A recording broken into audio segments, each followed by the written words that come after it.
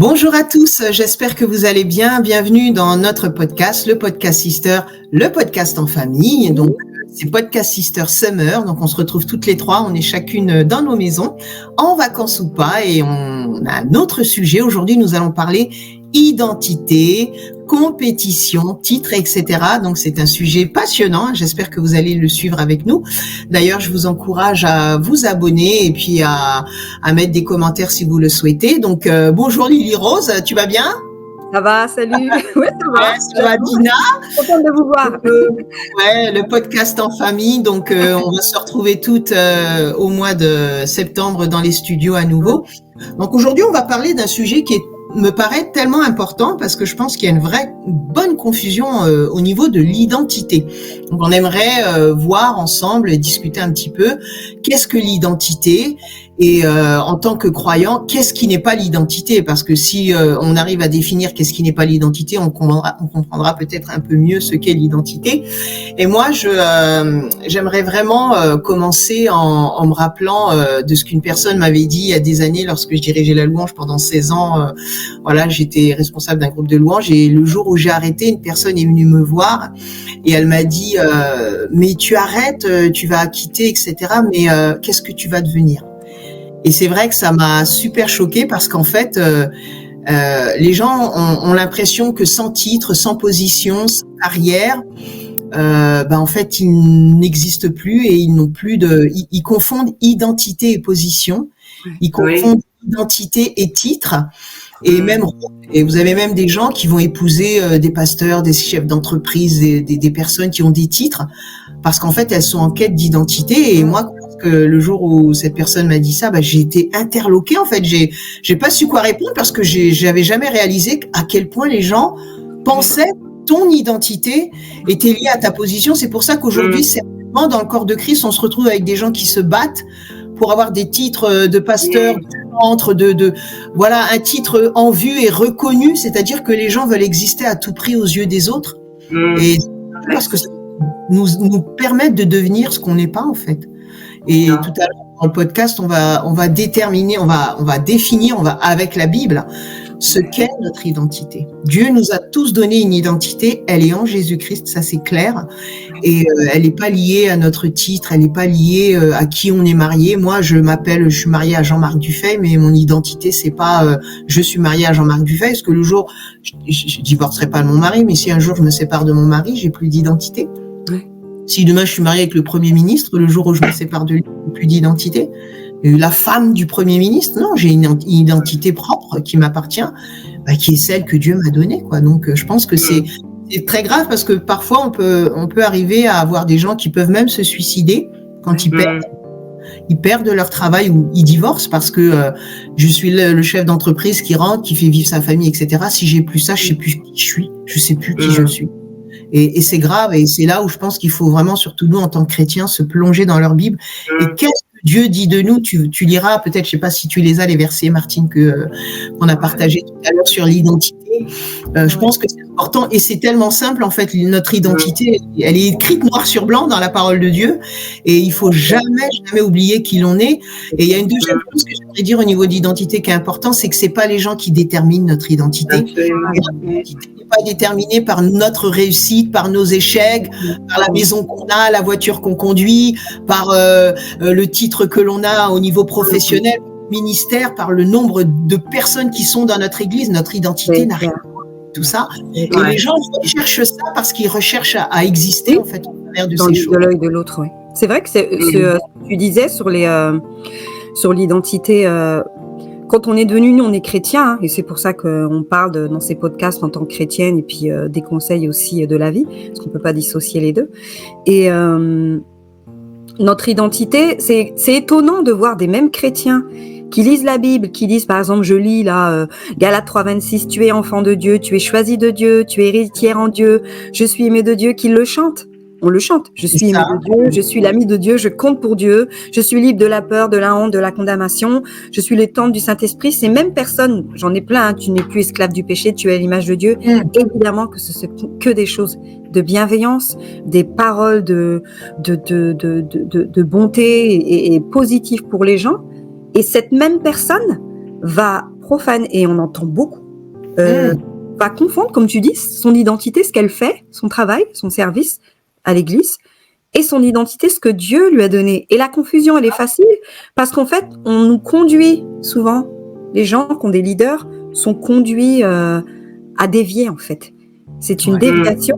Et puis, et c'est exactement ça. Et ça joue en rapport avec tes failles que tu as de ton enfance ou pas et tes forces.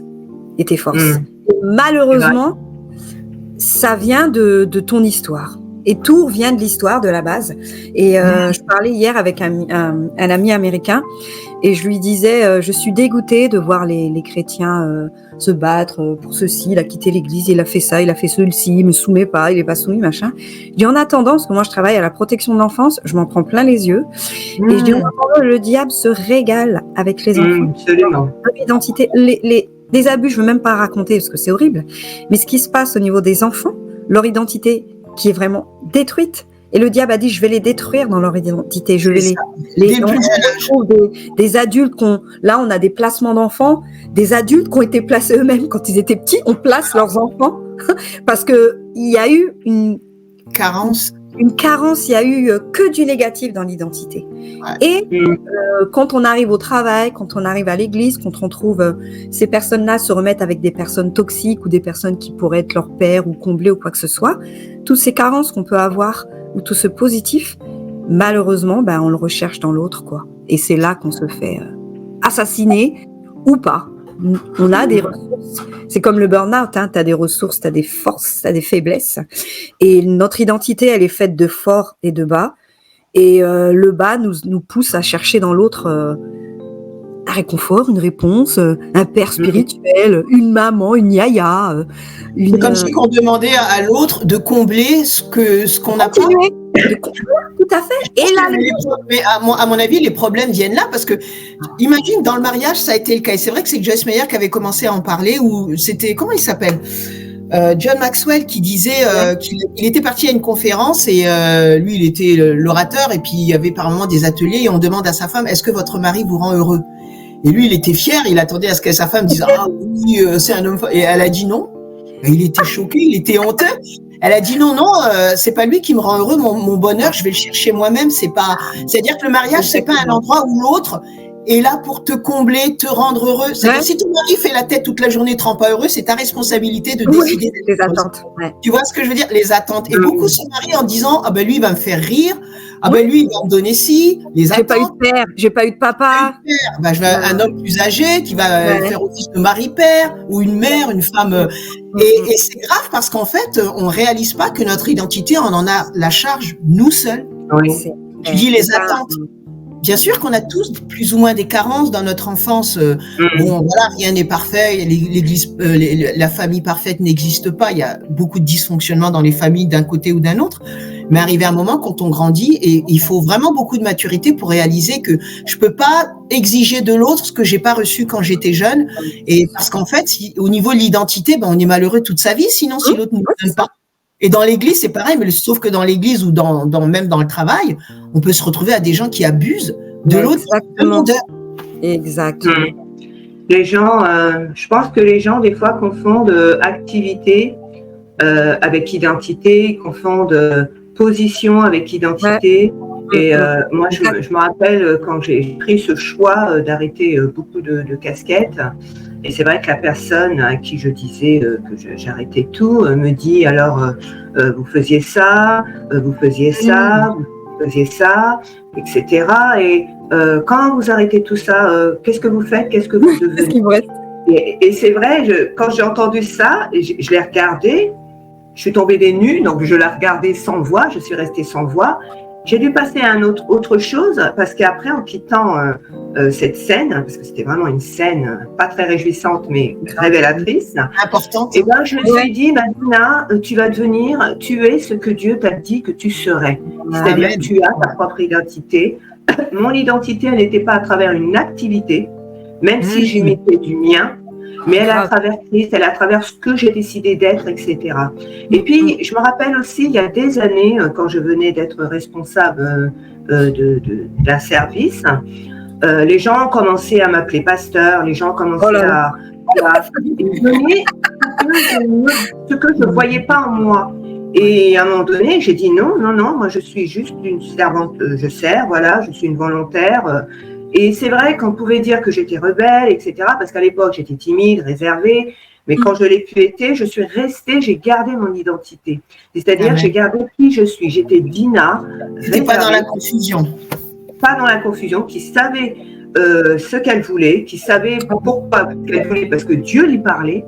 Et je me rappellerai toujours que Dieu, il y a des années de cela, au début, quand j'ai commencé à avoir du succès, entre guillemets, parce que pour moi, ce n'est pas du succès, c'est juste faire ce que Dieu nous dit de faire avec sa capacité, son onction. Et bien, sans m'en rendre compte, je commençais à avoir la grosse tête. Donc, à partir du moment où on commence à avoir la grosse tête, on peut changer son identité qui est en Christ. Et du coup, Dieu m'a dit, j'ai entendu une voix qui m'a dit, je vais te faire descendre de ton piédestal. Et ça m'a aidé parce que Christ, il voulait que je reste ce que ma nature.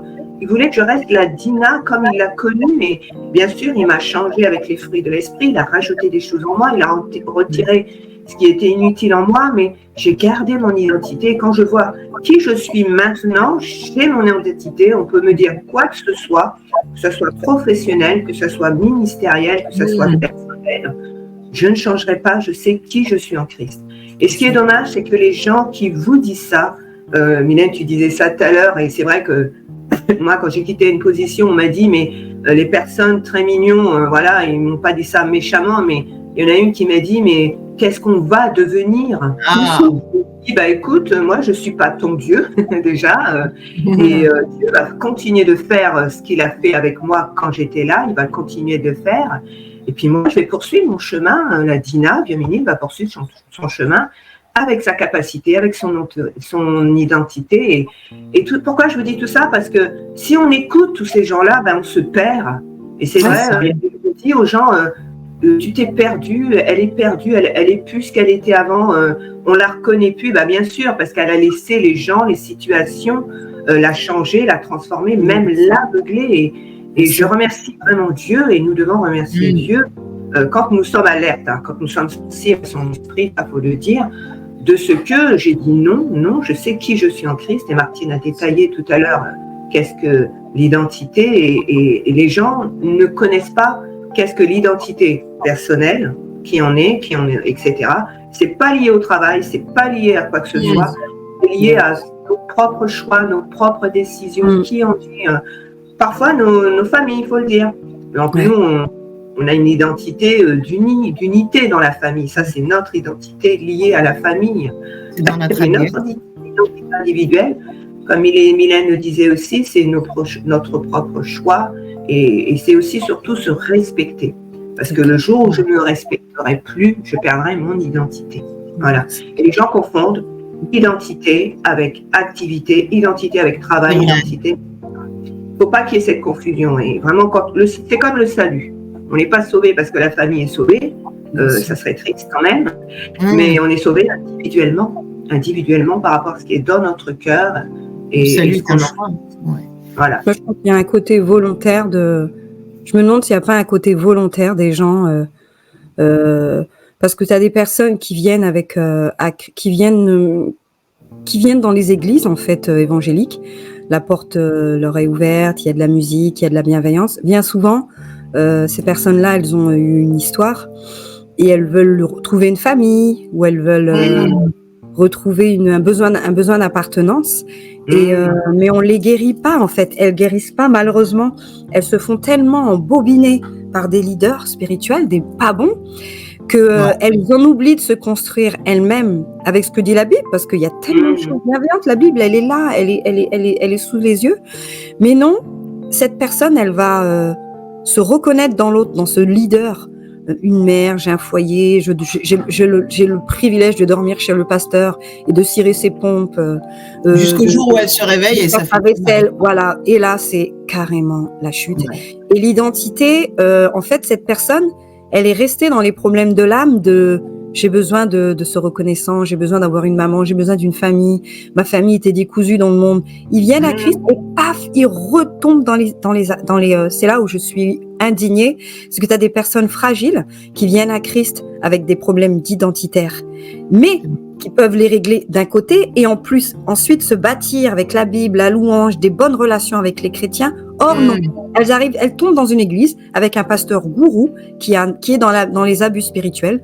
Au lieu de se restaurer, au lieu de guérir et d'apprendre à aller mieux dans son estime au travers la louange, au travers l'église, au travers les relations, non. Elle a pas ça. Elle est tout de suite isolée. On va l'isoler. On va faire le larbin du roi, de l'empereur, parce que le roi, c'est des fois il est positif. L'empereur, c'est pire. Il a pas de. Les empereurs n'ont pas de morale.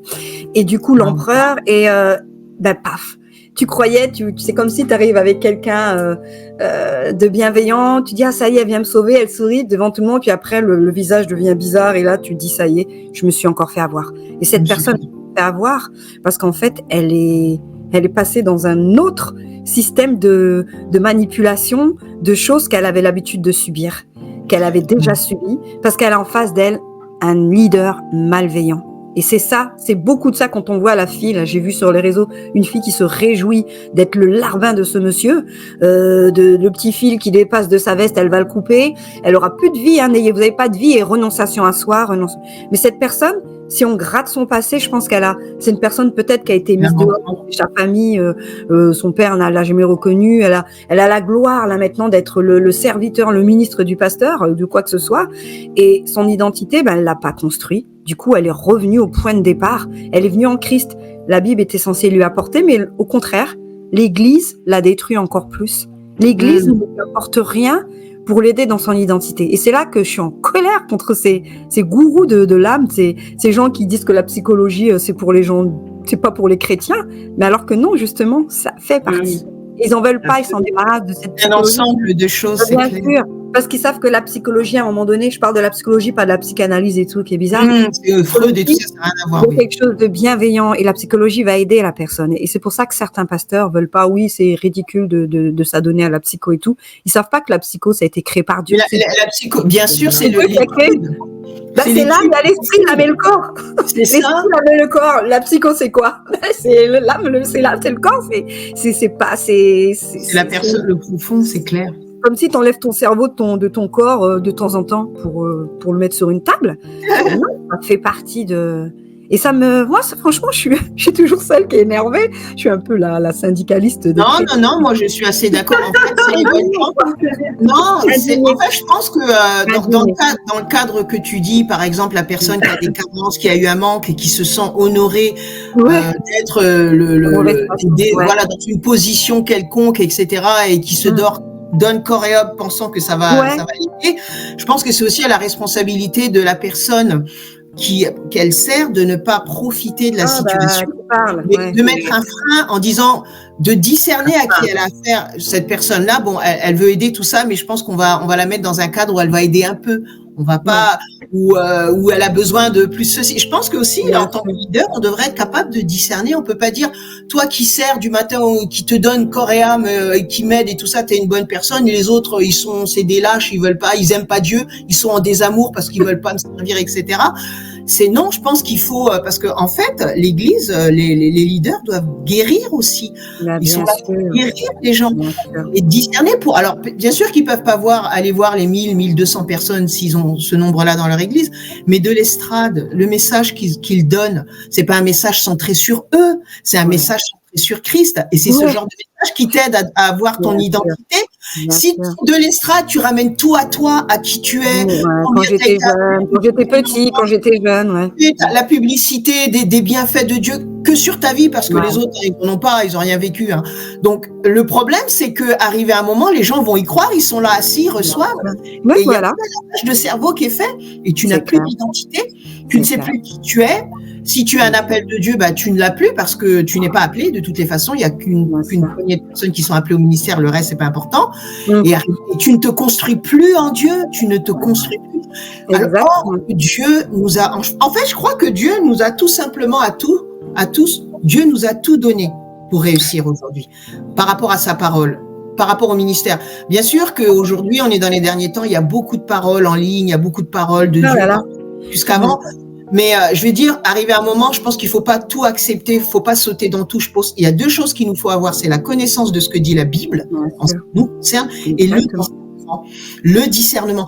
La lettre tue, l'esprit vivifie. Si on dit oui, mais la Bible dit, la Bible, on peut lui faire dire ce qu'on veut, comme j'ai dit l'autre jour.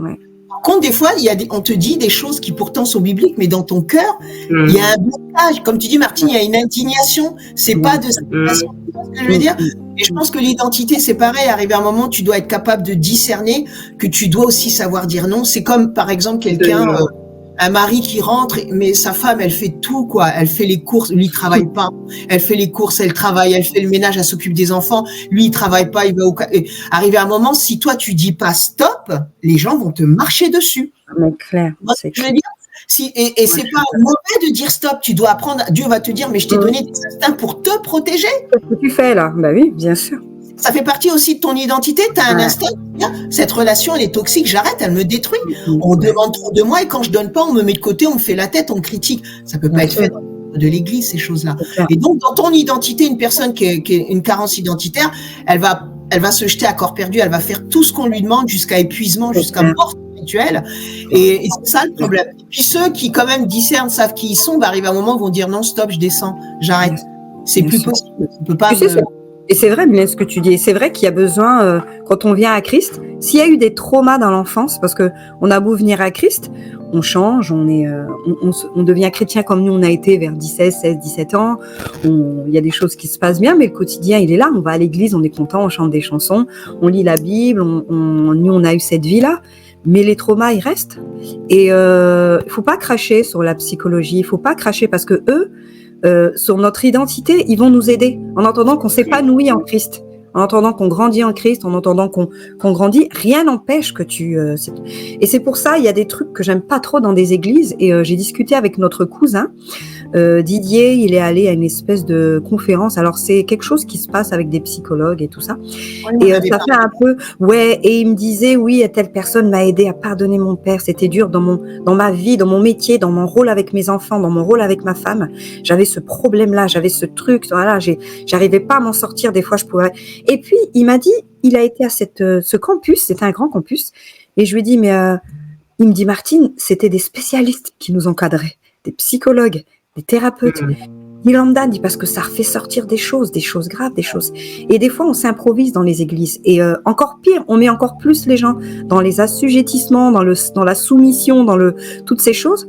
On devient, les personnes même s'improvisent psychologues de la parole, avec des paroles détournées de la Bible, des versets détournés de la Bible, des séances on appelle ça les rencontres spirituelles. On va dans des camps, on prie, on impose des mains, des gens confessent des choses graves du passé, on va fouiller, sortir. Alors ces personnes, elles sont contradictoires des fois, ces ministres de Dieu. Un coup, faut lire ta Bible, faut rester droit, mets l'âme de côté, oublie tes blessures prises, ça va partir, loue Dieu. Un autre côté, ils vont t'emmener dans un endroit, ils vont t'imposer les mains, ils vont te faire sortir tout le mal qu'il y a, et en te laissant avec tes problèmes que tu as ressortis, toute ta boue, ils vont te la faire ressortir et débrouille-toi avec. Tu rentres chez toi, tu te débrouilles avec. Donc c'est complètement contradictoire et c'est malveillant. Parce que moi c'est pour ça les espèces de séminaires là où des chrétiens qui sont pas du tout psy, pas du tout thérapeutes, imposent des mains à des gens pour les guérir des problèmes d'identitaire et tout ça, c'est hyper dangereux, c'est à éviter. Moi je veux même pas que mes enfants y aillent parce que pour avoir vu comment ça se passe, parce qu'on a vu ça aussi, et des choses graves sont confessées, des abus, des viols, des incestes, des choses très graves à quelles on touche. Et il suffit pas de dire dis ce qui s'est pas bien passé, ah ok Dieu va te guérir, point barre. Non, c'est des spécialistes, tu as été une victime de ça. C'est pas de ta faute. Il y a ça, il y a des choses qui existent pour soutenir ces gens. Mais là, c'est les mêmes pasteurs qui te disent de ne mettre l'âme de côté, d'être que dans l'esprit, se lever à 5 heures pour prier. Ces mêmes pasteurs-là vont te faire des séances de délivrance. Quel sens ça? Donc, ils vont te manipuler, c'est-à-dire, tu seras assujetti, tu seras dans quelque chose où tu vas pas bien.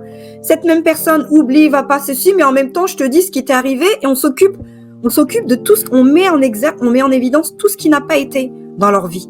Et là, on se retrouve avec des gens qui pètent des câbles, qui quittent l'église, qui restent à l'église, qui sont complètement lobotomisés.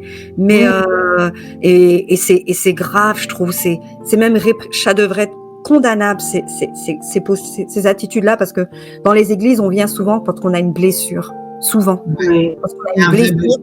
Et quand on tombe sur des abuseurs, ben là, la personne, c'est morte. Elle se retrouve encore piégée, et là, c'est difficile de. Dommage, parce que ça impacte grandement sa relation personnelle avec Dieu, en fait. Elle fait le parallèle entre ce qu'elle vit dans cet endroit où elle est censée être un endroit. Elle est conduite par un aveugle. C'est un verset qui dit ça. Des aveugles qui conduisent des aveugles. Des gens avec des problèmes d'âme, des problèmes, des gens qui font du mal, ont du mal en eux parce qu'ils ont été maltraités ou quoi que ce soit. Aussi, ça existe. Et ben, ils conduisent des gens aveugles, en fait, mais ils ont besoin de se faire soigner. Parce qu'un pasteur qui assujettit des gens de son église, qui raconte que sa vie, faites comme moi, regardez-moi, je suis votre ami, c'est moi. Et pas, hein. Quelqu'un de l'extérieur qui voit ça, il pleure. Mais cette personne, elle a besoin d'aide. L'analyse, elle est vite faite. Hein. Elle a besoin d'aide. Elle doit être soignée, mais elle dirige des assemblées de 900 à 800 personnes. C'est grave. Moi, je trouve qu'il faut que les chrétiens se réveillent. Hein. Franchement. C'est-à-dire que la personne qui dirige, qui est en leadership, quel que soit le niveau, elle doit être forte dans son identité. Elle doit être forte dans son identité. C'est-à-dire que si elle-même, elle est dans la confusion au niveau de l'identité, elle va conduire les autres là-dedans, oui. Bah oui. Ça ne peut pas fonctionner. Bien sûr, ça va être dans les façons de s'habiller, dans les façons de parler, dans les façons de vivre. Soyez comme moi. Vivez comme moi. Avec la carence identitaire, il y a quelque chose de très malsain qui est la compétition. Je ne sais pas si Dina, tu voulais... Oui. La compétition, alors c'est vrai que moi j'ai toujours détesté ça. J'ai toujours fait une compétition avec moi-même et je sais que quand je dirigeais les groupes, on connaît les conséquences de la compétition, c'est-à-dire que déjà les gens on les reconnaît plus, on les reconnaît plus du tout et je disais souvent aux gens de rester unis, d'essayer de parler le même langage d'amour de Christ et non pas un langage humain ou un langage conduit par une servitude, comme si on était des robots. Enfin, quand je disais aux gens d'être eux-mêmes, et ce que j'aimais vraiment dans cette équipe, c'est que dans cette façon que Dieu dirigeait cette équipe, parce que c'est vrai, même si c'est moi qui l'ai dirigée, mais je l'ai dirigée avec l'Esprit de Dieu. Quand tu étais les enfants? Quand j'étais chez les enfants, c'est que les gens venaient... c'était un peu dur, mais c'était merveilleux à voir et je respectais les gens pour ça. C'est qu'ils avaient tous des caractères différents. Ils étaient tous différents. Et ça m'arrivait de ne pas accepter qui ils étaient, comment ils parlaient, comment ils enseignaient, comment ils parlaient à un enfant. Mais Dieu me reprenait toujours. Il me dit, cette personne, regarde déjà l'arbre à son fruit. Parce que même si une personne fait quelque chose de cette façon, une autre le fait d'une autre façon, le résultat, il était merveilleux. Il était le même. Et du coup, j'ai appris à respecter l'identité des gens et de même faire en sorte de sortir leur potentiel des gens. De faire en sorte qu'elles apprennent, qu'elles ont cette capacité de dessiner, cette capacité de parler avec une voix, une capacité de prier pour les enfants, etc. J'ai pas étouffé, j'ai pas voulu que les gens servent et perdent leur identité, servir. Parce que je veux revenir à ce qui m'avait été dit quand j'avais décidé de quitter ce poste, c'est que je m'étais dit, ça veut dire, si j'arrête tout ce que je fais, eh ben, je deviens rien, c'est ce que la personne me disait. Alors j'étais en train de me dire, mais ça veut dire que la plupart aussi des gens dans l'église qui ne servent pas, ils sont rien, ils n'ont pas d'identité. Et je me disais, mais c'est plus grave, parce qu'il y a des merveilleuses personnes qui ne servent pas de l'église et il en faut des personnes qui ne servent pas dans l'église. Tout le monde n'est pas appelé à... Parce que ça prouve que Dieu les aime pour ce qu'elles sont et non pas pour ce qu'elles font. C'est à travers une activité, un métier, etc. Et du coup, j'ai dit non, ça c'est un gros mensonge. Et j'ai trouvé ça tellement triste parce que les gens croient à ça. Et non, et c'est vrai, moi je me suis toujours battue pour que les gens savent qui ils sont. Quand ils sont fatigués, t'es fatigué, c'est ton identité, t'es plus fatigué qu'une autre, et ben voilà, c'est la vie. Le plus important, c'est quand tu reviens, tu fais les choses. Et de ne pas dénaturiser l'identité de la personne, de la monitrice. Et c'est vrai que certains avaient du mal en disant, ouais, celle-là, elle est comme ci, celle-là, elle est comme ça. Je dis, ouais, bien, au moins, elle sert, voilà, moi, j'aime bien, elle me fait rire. Ah ouais, c'est vrai, je trouve qu'elle est comme ça, mais voilà, les choses marchent, les choses fonctionnent, et puis Dieu l'aime telle qu'elle est. La tolérance. C'est vrai qu'on on dit les hommes qui sont placés en autorité, qu'ils essayent de faire en sorte qu'on perde notre identité, mais des fois c'est nous-mêmes entre nous, hein, parce qu'on a été mal formés, parce que nous-mêmes on ne sait même pas, donc on n'a plus d'identité, on ne sait même plus quoi faire de notre identité. Et moi des fois, il y a des moments où je me remettais souvent en question et je me disais, c'est comme si je fouillais et je me dis, elle est où la Dina? La Dina de Dieu, elle est où? Et j'étais obligée de la refaire sortir.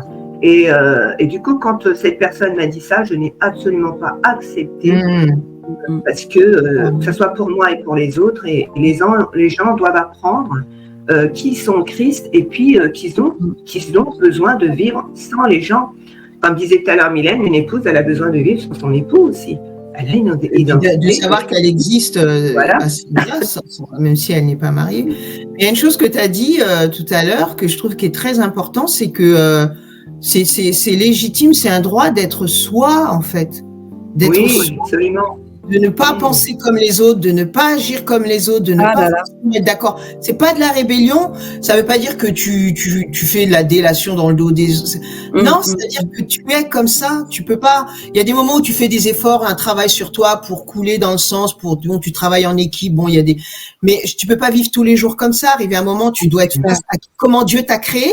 Il y a des gens qui sont calmes, il y en a, ils sont extériorisés. Je veux dire, on est tous différents et c'est vrai, comme tu disais, que Dieu t'a dit, mais elle est différente, mais voilà, moi je l'ai créée comme ça, donc c'est super important parce qu'en fait, c'est de se mettre une pression incroyable de devoir ressembler à ce qu'on attend de nous. C'est clair, c'est hyper dangereux, c'est ça qui te conduit au burn-out et à la compétition. Mais grave. Quelqu'un attend de toi, moi, ce que par exemple, je parlais de mon mari, j'ai des qualités, mais j'ai des défauts. Et il a appris avec ses 34 années de mariage. Tel que je suis, il connaît mes réactions. Et des fois, il me fait rire parce qu'il jongle avec il anticipe mes réactions. Je te connais, Mylène, je sais que tu vas réagir. Il essaie pas de me changer. Je me dis, mais quelle pression d'avoir une pression de quelqu'un en face, quelle que soit la personne, d'essayer de se conformer à ce qu'elle attend de nous. C'est compliqué. Clair. Même Dieu, c'est pour ça que même Dieu ne fait pas ça. Je vais vous dire pourquoi, parce qu'il nous a donné sa grâce. C'est-à-dire que Dieu, c'est sa grâce qui nous transforme avec le Saint-Esprit, petit à petit, qui nous amène à faire un travail en nous-mêmes. Sa grâce, elle avance avec notre rythme. Même Dieu ne nous violente pas. Donc c'est vrai que le problème identitaire de ce que les gens ont et ne savent pas qui ils sont, parce qu'ils savent pas qui ils sont, ils vont par rapport à leur attente ou s'attendre à ce que quelqu'un leur donne ce qu'il leur donne pas, ou bien carrément se donner, s'offrir sur un plateau pour l'acceptation, pour être accepté. Et ça, c'est très grave. Et il y a aussi un dernier domaine avant de terminer, je pense qu'il est important d'aborder dans l'identité. C'est vraiment le côté compétition. Parfois, on voit des gens qui sont ce qu'ils sont, qui ont quelque chose. C'est comme si, par exemple, moi, j'ai une jolie voiture bleue. Et je suis contente de ma voiture bleue, elle est à moi. Puis demain, Martine, tu viens avec ta super mini noire, là. Tout à coup, la voiture, elle a plus de valeur. Je suis découragée, je me dis, oh là là, je suis un échec. Tu vas te plaindre, tu vas aller t'énerver après quelqu'un parce que ta voiture, elle est pas comme la tienne. C'est la même, ça, c'est une voiture, c'est un exemple simple, mais t'as aussi ça dans la vie, dans les positions, dans le mariage, dans le ministère, dans le travail. Les gens se dévaluent. Et ils oublient qui ils sont et ils ne se comptent. Moi, une fois, Dieu m'a dit, je me rappelle, c'est tout au début que j'ai commencé à travailler avec mon mari quand on a créé l'entreprise. Dieu m'a dit une phrase, il m'a dit, contente-toi de ce que tu as. Ce que je t'ai, je te l'ai donné. Tu dois être heureuse avec ce que tu as. Et pas désirer. Et je lui dis, oui, Seigneur, je serai heureuse avec le peu que tu me donnes. Tu le feras grandir. Et c'est important parce que sinon, tu vis malheureux. C'est clair. C'est vrai, en te nourrissant de la parole, en te nourrissant d'entendre ces choses, je vous écoutais. Je me disais, mais pourquoi il y a des gens, je veux pas vous lancer des fleurs comme ça, vous êtes merveilleuses et tout, mais votre bienveillance et la façon dont vous réagissez, Dina, avec ton équipe, là, j'écoutais ce que tu parlais avec les moniteurs et Mylène au travail. Mylène, tu as voulu te former à Maxwell, tu as eu une certification, pas comme ça pour en avoir une de plus, c'est parce qu'en fait, tu dis, je gère des humains. Et j'ai besoin, en plus, de me perfectionner pour être bien avec eux, pour bien les traiter. Là, c'est pareil. Dina, tu me disais cette semaine, j'étais au téléphone, tu m'as dit quelque chose de pertinent sur la personne qui a une posture et qui répond en miroir et que tu ne veux pas répondre en miroir. Elle t'agresse parce que tu es dans l'urbanisme, tu travailles dans l'urbanisme et les gens t'agressent, ils ont besoin de permis de construire, de trucs déclaration des sols et tout ça, et toi, tu réponds pas en miroir et tu me dis j'ai appris et tout ça. En fait, tu travailles dans le public, moi c'est pareil. Et là, j'ai été confrontée récemment à une chef de service, enfin bref, qui me disait oui, j'arrive pas à te cerner, ça m'embête quoi, j'arrive pas à te comprendre. Et là, je bug. Je lui dis mais et elle avait a priori quelque chose de négatif qu'elle m'avait sorti sur ma façon d'être. Je lui dis là, tu me parles de ma façon d'être. Mais je dis là, moi, je te parle de mon travail. Je pensais qu'on venait parler de mon travail. Et là, je lui ai dit, je suis comme toi. C'est ta conception de ce que devrait être l'autre. C'est ça. C'est vrai que ça ne correspond pas à toi. Donc, je lui dis, qu'est-ce que je vais faire de cette info que tu... Parce qu'elle me dit, oui, j'arrive pas à te comprendre. Et elle me dit, en plus, j'ai besoin de comprendre quelqu'un pour travailler avec lui. Je lui dis, qu'est-ce que je vais faire de cette info? Je lui dis, là, je sais pas quoi te dire. Je dis, parce que tu es en train de dépeindre quelque chose que tu vois d'une personne que tu connais peu. C'est une chef de service. Tu ne me connais peu. Je suis là depuis peu de temps dans le service. Et en même temps, tu es déjà en train parce que tu as déjà transféré des choses sur moi. Tu es en train de dénaturer mon identité. Or, tu ne la connais pas encore, mon identité. Tu ne me connais pas. Tu projettes ce que tu aimerais sur moi, de ce que tu attends de quelqu'un qui est nouveau, qui est ceci, voilà. Et tu y vois du mal. Parce que toi, tu comprends pas. Donc, tu ne comprends pas. Alors moi, je lui ai dit, j'ai été loin. Je lui ai dit, tu sais, moi, j'ai été directrice. Je suis plus directrice. J'ai fait le choix de ne plus être directrice. Donc, j'ai une responsable maintenant. Je lui ai dit, quand une personne a un comportement qui, comme Hélène, tu disais, avec une spécificité, Dina, chacun est pareil. Dina disait tout à l'heure, quand des moniteurs étaient comme ça, tu te disais, mais bon, pourquoi elle fait comme ça? En fait, quand une personne a un comportement, la bienveillance te fait dire, je vais essayer de comprendre, je vais parler avec elle, qu'est-ce qui se passe, qu'est-ce qui fait qu'elle a? Tu as fait ça, vous avez fait ça, c'est Martine, j'aimerais comprendre, à part un moment, tu as dit ça à telle personne, dis-moi ce qui s'est passé, mais tu rigoles, limite, tu dis, dis-moi ce qui s'est passé, et non pas, vous avez dit ça, et là, moi, c'est toute la communication que je déteste, et ça m'a déstabilisée, j'en ai parlé à Dina toute ma semaine, c'est toute la communication. Déjà, je lui ai dit à cette personne, ne posez pas, parce j'avais des petits chefs d'accusation, je dis, vous posez des choses, un comportement que j'ai eu dans un contexte donné, parce que je suis nouvelle, qui n'est pas mon identité. Je suis nouvelle, il y a un contexte donné, vous posez un diagnostic sur moi, donc un comportement d'une personne à un moment donné, c'est pas son identité, c'est pas elle, c'est pas ça. Quelqu'un qui est gauche, qui fait tomber ses trucs parce qu'il est surveillé par un inspecteur, un prof, l'inspecteur est là, il regarde, il fait tomber son stylo, il est pas sûr. Alors que c'est un bon prof les autres jours, et ce qu'on est dans des moments donnés ne nous qualifie pas. Et ça, c'est important. Ça va pas nous définir. C'est pas notre identité. C'est pas elle a été ça. Finalement, je le savais. Une dame, je sais pas moi, qui est une ministre de Dieu, voilà, qui est tombée dans la dépravation et tout ça. J'ai toujours su, elle s'habillait comme ça et tout ça. Non, c'est juste que ne la juge pas ce qu'elle a fait à un moment donné dans ce contexte. Et elle reste une femme de pasteur. Son identité n'est pas des erreurs. Bien sûr, et c'est en fonction de nos attentes, et on pourra détruire et être malveillant vers l'autre. Il faut être bienveillant quand on... De toute façon, les gens qui s'occupent des personnes et qui sont malveillants veulent régler des choses. Et ils les règlent en faisant du mal à l'autre. Ils veulent régler des choses... c'est inconscient, hein, parce que sinon, ça serait diabolique. Ça veut dire qu'il y aurait plein de pasteurs diaboliques dans les églises. C'est que c'est malheureusement, la plupart, c'est inconscient parce qu'ils ont des blessures qui leur fait dicter des choses. Et des fois, ils se mettent à pleurer parce qu'ils se sentent vraiment la victime. On m'a fait ça, grave, parce que ce que tu disais tout à l'heure, ça veut dire que quelqu'un qui est en position de leadership ou peu importe le domaine, s'il ne voit pas chez l'autre quelque chose qui la rassure, elle va Moi, ça m'est arrivé beaucoup. Elle n'arrive pas à voir ce que les autres lui donnent, mais elle fait pas comme les autres. Elle ne me renvoie pas ce que j'ai envie qu'elle me renvoie. Donc je vais dire que ça va pas. Exactement. Et ça, c'est grave, c'est-à-dire elle t'empêche de. Et c'est grave. Et malheureusement, il y a trop de victimes de ça. Qu'est-ce qui m'a sauvée? Qu'est-ce qui me permet de répondre à ces chefs-là? Tu sais, c'est quoi? Malheureusement, c'est triste. C'est parce que j'ai été 7 ans représentant du personnel. J'ai fait partie du CHSCT, les postures, le harcèlement. J'en ai fait partie 7 ans. Ce qui fait que je sais me défendre. Mais quelqu'un qui n'a pas fait ça, quelqu'un qui ne sait pas. J'ai été formée au burn-out, au harcèlement, au tout ce qui est. Je sais tous les signes. Quand quelqu'un me dit oui, vous êtes bizarre, j'ai écouté, je vous arrête tout de suite. Vous me parlez de mon savoir-être. Or, vous devez me juger en tant que patron sur mon savoir-faire et pas ce que je suis. C'est trop facile. Et les gens qui veulent t'abuser dans les églises ou ailleurs, je vous trouve bizarre. Vous êtes ceci, vous avez déjà été soumis. J'ai ok, arrêtez. Qu'est-ce que j'ai fait de bien? Je suis une bonne responsable de louange. J'ai traduit mes temps. On n'a rien à me reprocher. Je m'occupe des enfants. J'ai toujours fait mes plannings pour mes équipes, des moniteurs, pour les fêtes de Noël. Qu'est-ce que vous me reprochez? Vous êtes bizarre, vous me répondez non. Là, vous êtes dans l'abus. Vous êtes en train de me déformer. Vous êtes en train d'avoir une manipulation sur moi.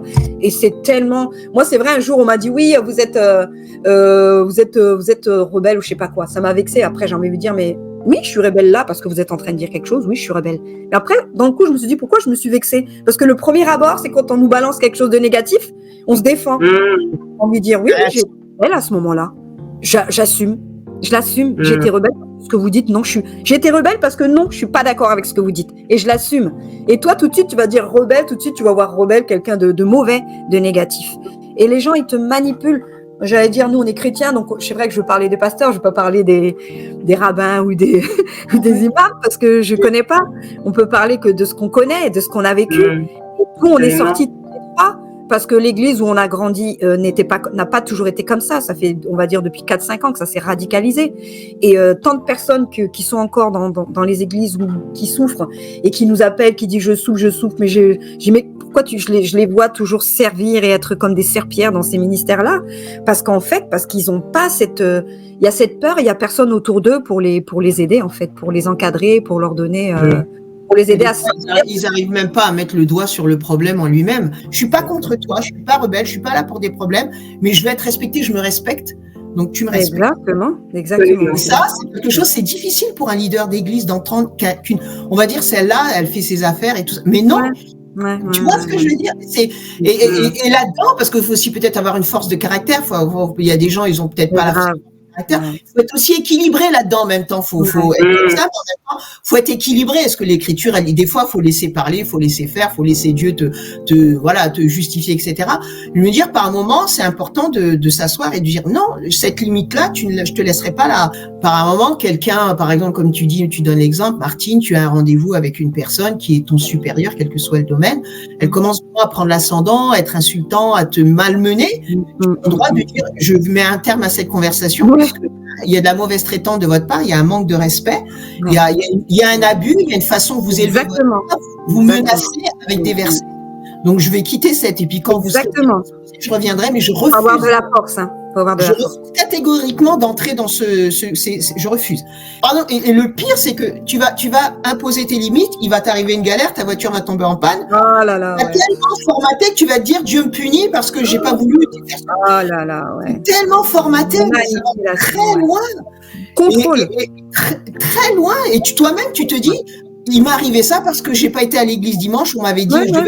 J'ai dit tout à fait. Mais Dieu n'est pas comme ça. Ce n'est pas dans sa parole. Ou alors tu vas pas à l'église, donc tu n'aimes pas Dieu. On l'a entendu beaucoup, Dina.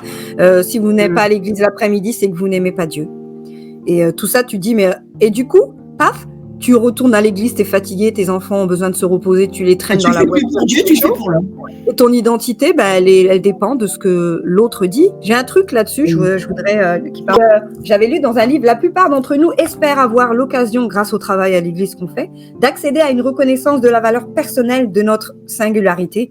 La construction de l'identité, elle commence dans l'enfance, la force, l'amour, la sécurité, et puis aussi l'abandon, les pertes. Et quand on est adulte, on continue à se construire notre identité, même là, aujourd'hui, à 60 ans, dans le regard des autres, dans le champ amoureux, dans le champ spirituel, dans le champ professionnel, on continue de vouloir cette reconnaissance. Et les gens malhonnêtes et véreux et abusifs travaillent sur ce versant-là.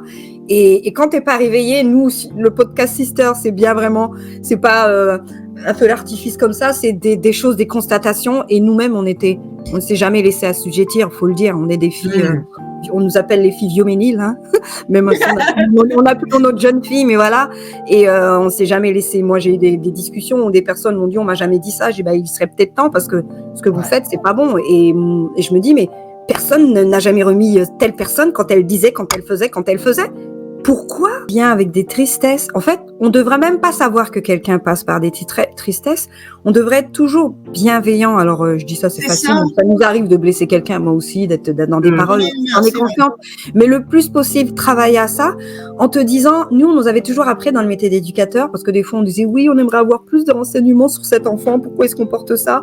Et des fois, on était en colère parce que la psychologue, elle avait des choses, des renseignements sur les familles qu'on ne voulait pas nous donner.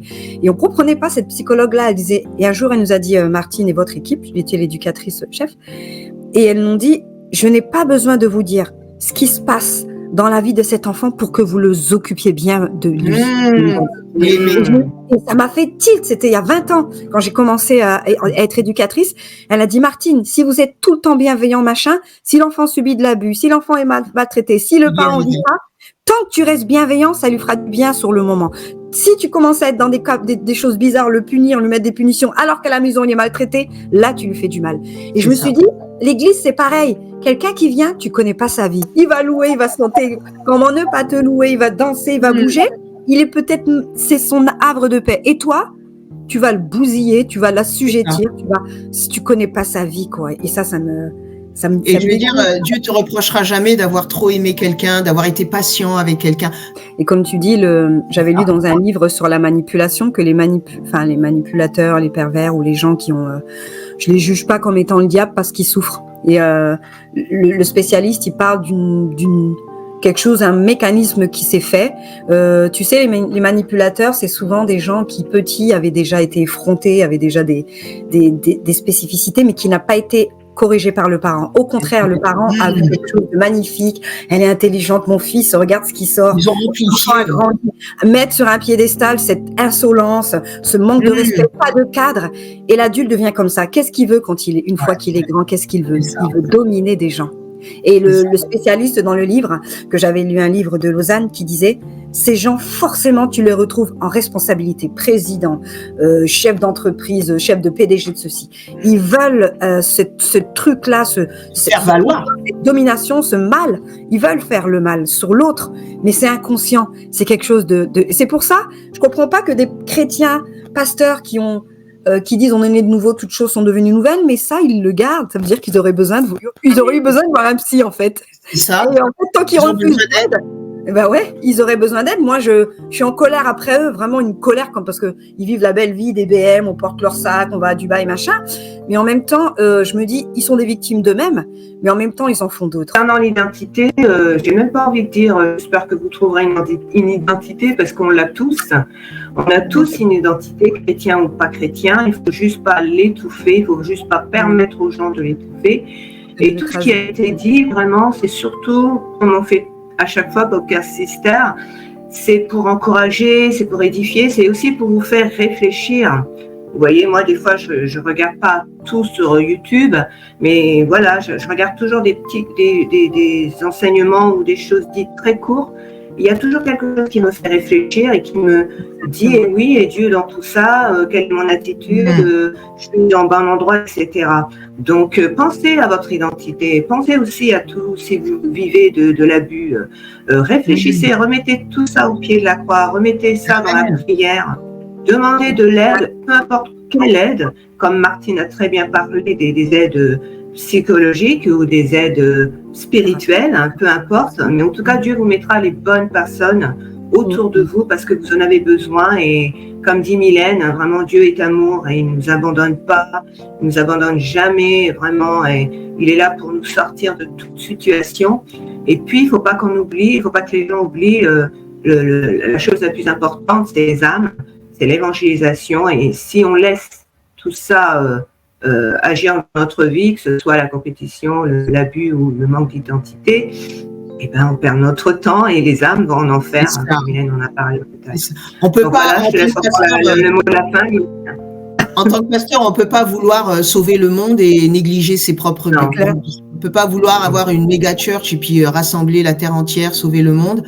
Et puis, en fait, un petit peu, pas, je veux dire, maltraiter les gens que Dieu nous a déjà donnés. C'est des âmes. Contresens. Donc déjà, voilà, il faut tout soit bien pour recevoir ceux qui viennent dehors, parce que sinon… bien traiter ceux que tu m'as confiés, hein, c'est la Bible qui le dit, hein, de prendre soin et de bien traiter tous ceux que tu m'as confiés, tout ce que tu m'as donné. Maintenant, ça ne veut pas dire l'Église, voilà, personne n'est parfait, pasteur parfait, ça n'existe pas. Mais un pasteur humble, ça existe. Des pasteurs humbles. Oui. On n'est pas parfait, mais on peut être humble et reconnaître ses erreurs. D'ailleurs, c'est une des qualifications que j'aime beaucoup avec Yvan Carluer, c'est qu'il n'est pas parfait, mais il est le premier à reconnaître ses erreurs. Ça fait de lui un être accessible et vraiment, ça fait de lui un aimant, dans le sens où, voilà, on peut dire, même si tu l'appelles pas pasteur, il va pas te gifler, quoi. Je veux dire, c'est pas un problème pour lui, c'est pas l'essentiel pour lui. Exactement. Toutes ces personnes qui témoignent de ce pasteur, on parle de lui, tu parles de lui, mais effectivement, des centaines de personnes ne disent que du bien de lui parce qu'il a ce côté altruiste, il y a ce côté je ne suis pas au-dessus de vous en fait. Je ne suis pas au-dessus de vous. Et tant le respect en tant que tel. Exactement. Et son église, elle explose. MLK explose. Et c'est trop petit maintenant. L'église est trop petite. Parce que les jeunes se disent waouh, on a besoin de ça dans ces temps mauvais, là, on est dans des temps bizarres. Et de dépression depuis le confinement, c'est encore pire. Et les gens l'église, elle explose là. En un an, là, depuis qu'on est arrivé, ils sont passés de 4000 à 7000, je crois, personnes qui fréquentent. C'est ce qu'il y avait les chiffres, j'avais vu. L'église est trop petite, c'est un gros problème. C'est vrai que des fois, il y a plus de place dans le culte. Et on peut même pas se garer, on rentre chez nous.